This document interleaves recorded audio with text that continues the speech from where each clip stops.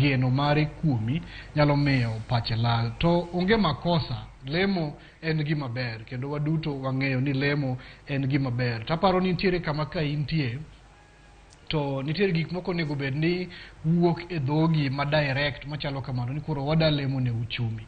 Koro kani sama walemo ne uchumi to walemo ne uchumi gi yo mane.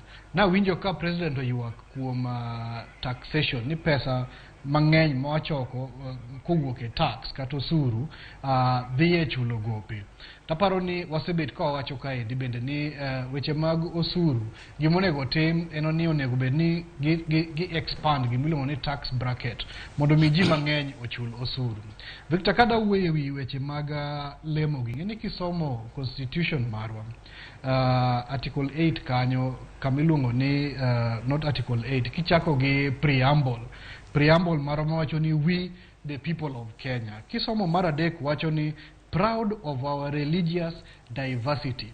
Tiende ni constitution marwa oseng'eyo kendo oseyango ni e Kenya ka nitiere ji